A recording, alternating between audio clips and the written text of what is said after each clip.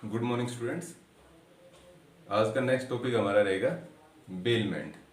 Bailment भी contract का एक पार्ट ही है। ये सेक्शन 148 में इसको डिफाइन किया गया है। जो कॉन्ट्रैक्ट ऑफ बेलमेंट है उसमें दो पार्टीज होती हैं। फर्स्ट होता है बेलर, ये कौन है?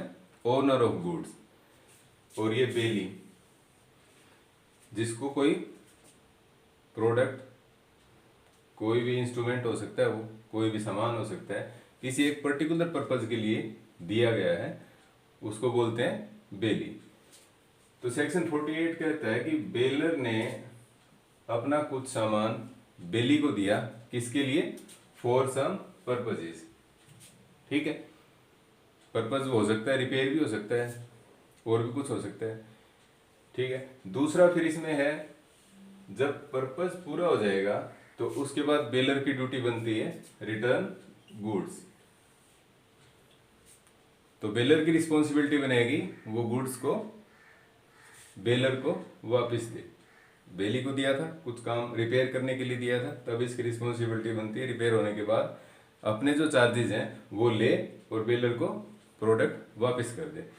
थर्ड इसमें फिर आता है dispose of as per direction.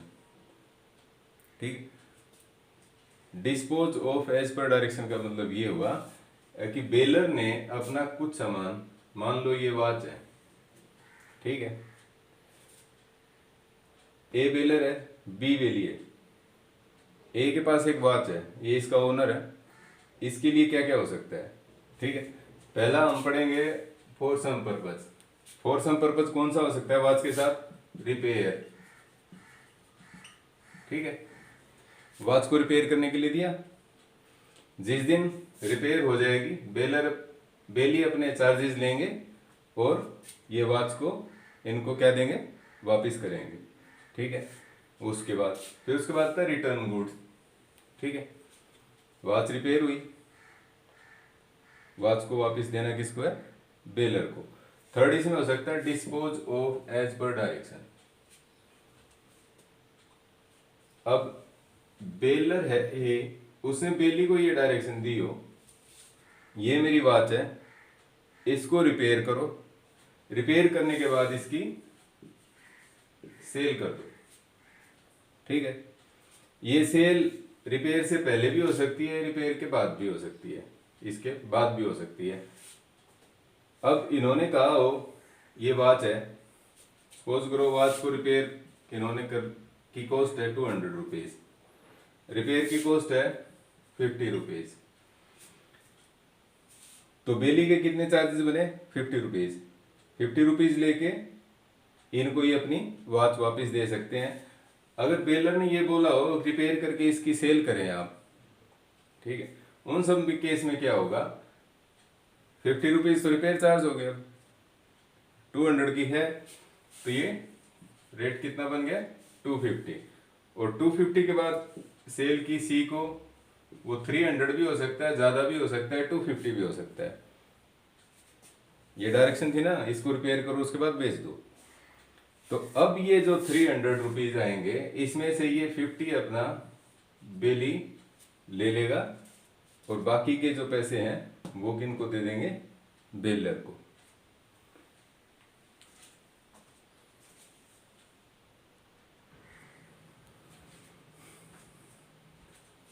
इसमें एक इंटरेस्टिंग केस है, जगदीश चंद्र त्रिखा वर्सेस पंजाब नेशनल बैंक। ठीक है, ये केस था 1947 में, जब देश का पार्टीशन हुआ। ये उससे पहले जगदीश चंद्र त्रिखा ने 5600 ग्राम गोल्ड पेशावर, जो पंजाब नेशनल बैंक की ब्रांच थी, उसमें उनको दिया। इसके लिए सेफ कस्टडी के लिए। और दूसरा, ये जो इनको गोल्ड है अपना, जो इस बैंक में जमा कराया पेशावर ब्रांच में, इनको ये चाहिए था दिल्ली में। ठीक है, बैंक ऑफिसर्स ने इसको एग्जामिन किया, इनकी रसीद बनाई और इनको एक पैकेट बना के उसमें लॉक कर दिया। ठीक है, पेशावर में ये लॉक हुआ, वहां से आया लाहौर। ठीक है, लाहौर आने के बाद वहां के जो ब्रांच ऑफिसर्स थे, उन्होंने इसकी पैकिंग को बदल दिया और अब जब लाहौर से जब पैकेट चला तो उस पर लॉक भी नहीं था, और जब ये दिल्ली ब्रांच में पहुंचा तो ये गोल्ड था वो क्या था, मिसिंग था। ठीक है, अब दिल्ली ब्रांच जो बैंक है पंजाब नेशनल बैंक, उन्होंने कहा है कि हमें जो पैकेट मिला हम तो वही देंगे। तो जगदीश चंद्र त्रिखा जी ने बहुत लंबी लड़ाई लड़ी। 1998 में ये फैसला आया कोर्ट का कि जब जगदीश चंद्र त्रिखा ने आपको गोल्ड दिया था वो उसमें कॉन्ट्रैक्ट ऑफ बेलमेंट एप्लीकेबल था, आपको ये फॉर सम पर्पस दिया था। पर्पस कौन सा था, सेफ कस्टडी, और उसके बाद रिटर्न करना था आपको इस रूल के हिसाब से। फिर उसके बाद थर्ड था इसमें dispose of as per directions. तो इनकी डायरेक्शन क्या थी कि पेशावर में मैंने जमा करवा दिया और ये सामान मेरा जो गोल्ड है वो मुझे दिल्ली में चाहिए। ठीक है, अब इस केस में ये हुआ कि बैंक मना नहीं कर पाया कि ये गोल्ड था या नहीं था। उसका रीजन था इन्होंने जब गोल्ड जमा कराया जगदीश चंद्र त्रिखा ने, उसकी इन्होंने एक रिसीट ली थी, और जो लॉकिंग का काम हुआ था, लॉक लगाया गया था उसमें बॉक्स पे, वो भी बैंक ब्रांच ने लगाया था, इन्होंने नहीं लगाया। तो इस वजह से हाईकोर्ट का ये डिसीजन था कि ये इस गोल्ड की जो कॉस्ट बनती है 1998 में 1947 से पहले जमा करवाया था, तो वो कॉस्ट 12% इंटरेस्ट के साथ इनको दी जाए। ये कोर्ट का फैसला रहा।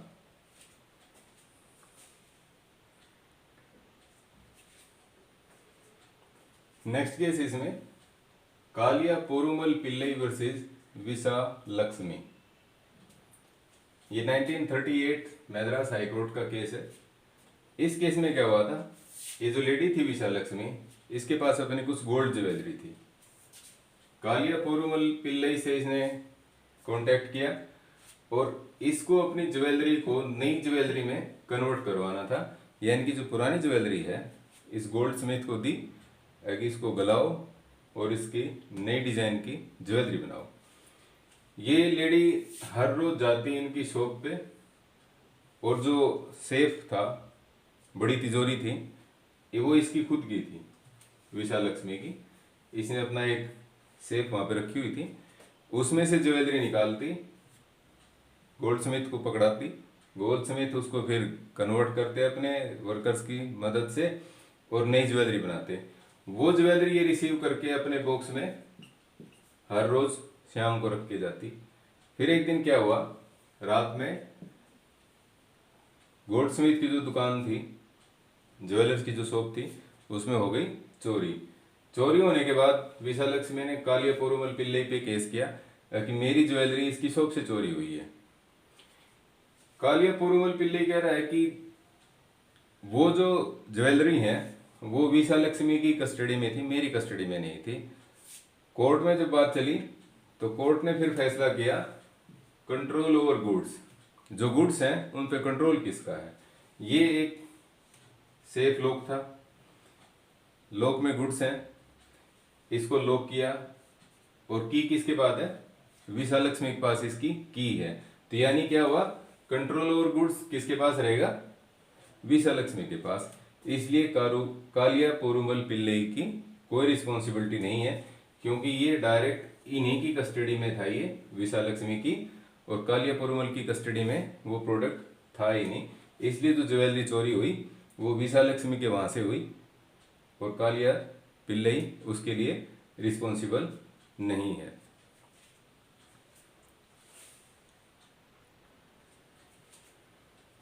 ड्यूटीज ऑफ बेलर, सेक्शन 150 में बेलर की ड्यूटी बताई गई है।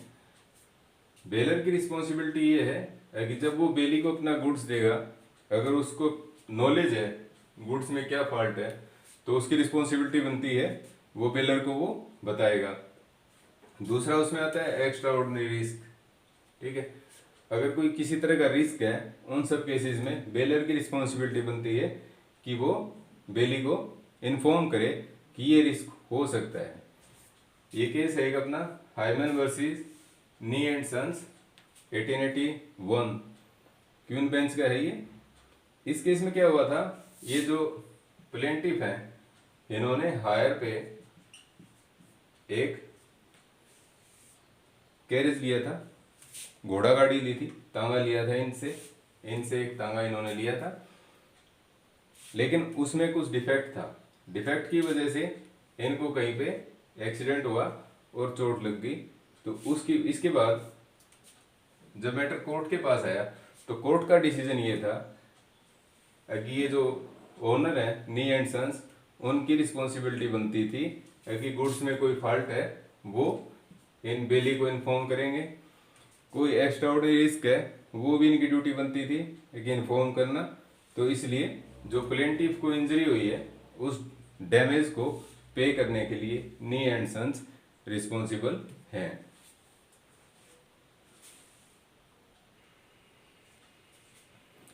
ड्यूटीज ऑफ बेली, बेली की क्या क्या ड्यूटीज हैं वो सब हम पढ़ेंगे। फर्स्ट है duty to take reasonable care of goods. किसी भी गुड्स को जो बेल किया गया है उनको, उस केस में क्या है उनकी ड्यूटी बनती है एक जो ऑर्डिनरी प्रूडेंट मैन है उसी की तरह वो उस प्रोडक्ट की केयर करेंगे, और जो रीजनेबल केयर बन सकती है वो उनको करनी पड़ेगी। इसके लिए सेक्शन 151 152।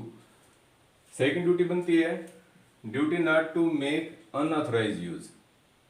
ठीक है, कोई भी प्रोडक्ट किसी पर्टिकुलर पर्पज के अगर लिए दिया गया है तो वही काम उसका करना है, उससे ज़्यादा अनऑथराइज यूज अपने बेनिफिट के लिए, अपने रिलेटिव के बेनिफिट के लिए या एक्स्ट्रा बेनिफिट किसी तरह का भी लेने के लिए अनऑथराइज यूज उसका नहीं हो सकता है।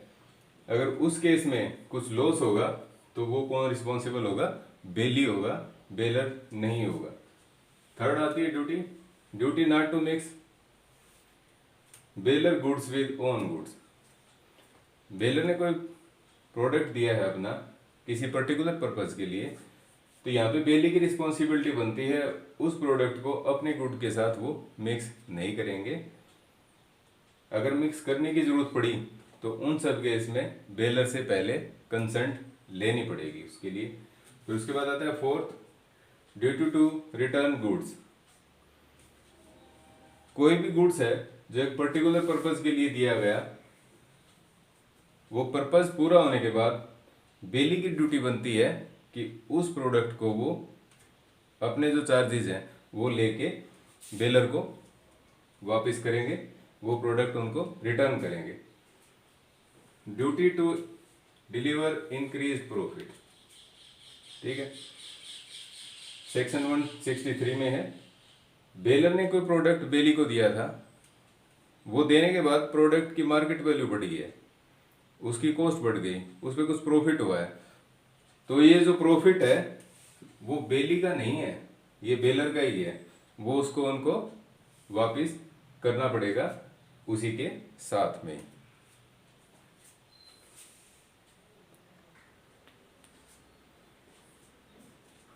Rights of bailee. First right है right to recover necessary expenses, section 158। किसी भी प्रोडक्ट को ठीक करने में, मेंटेन करने में, उसकी सिक्योरिटी करने में, जिस पर्पज के लिए वो दिया गया था, जितने भी नेसेसरी एक्सपेंसेस जो बेली ने पे किए हैं वो सब रिकवर कर सकता है वो बेलर से। सेकंड आता है इसमें right to recover compensation, section 164। Bailor ने किसी पर्टिकुलर पर्पज के लिए बेली को कोई प्रोडक्ट दिया था, कोई भी सामान था, रिपेयर करना था, ठीक करना था। अगर कोई उसमें फॉल्ट था और जो बेली को बताया नहीं गया, उसकी वजह से जो डैमेज होंगे तो वो बेलर से कंपनसेशन ले सकता है, सेक्शन 164 में। Right to have a lien on the goods bailed. Lien एक राइट है, ठीक है। वैसे तो जनरल रूल ये है कि प्रोडक्ट जिस पर्पज के लिए था, पर्पज फुलफिल होने के तुरंत बाद बेलर को वो गुड्स रिटर्न करने पड़ेंगे, लेकिन ये जो राइट टू लीन दिया गया है ये एक किस्म का राइट टू रिटेन गुड्स है। सेक्शन 171 में ये है कि जब तक ये नेसेसरी एक्सपेंसेस बेलर बेली को पे नहीं करेगा तब तक बेली के पास राइट है वो उन गुड्स को अपने पास रख सकता है जब तक कि ये उसकी पेमेंट ये वाली नहीं हो जाती है। उसके बाद आता है right to suit against wrongdoer, section 180। Bailee के पास जब तक गुड्स रहेंगे और उस वक्त अगर कोई लॉस है किसी तरह का, या कोई थर्ड पार्टी डैमेज करती है उनको, या कोई नुकसान होता है किसी तरह का भी, उन केस में अब बेली के पास भी राइट है सिविल कोर्ट में सूट फाइल करने का। वो केस फाइल कर सकते हैं, पुलिस में कंप्लेंट कर सकते हैं, क्योंकि उस टाइम पोजेशन उनके पास है और ओनर ने उनको राइट दिए हैं ये सब। तो जो भी रॉन्ग डूअर है उसके अगेंस्ट सेक्शन 180 में वो प्रोसीडिंग इनिशिएट कर सकते हैं।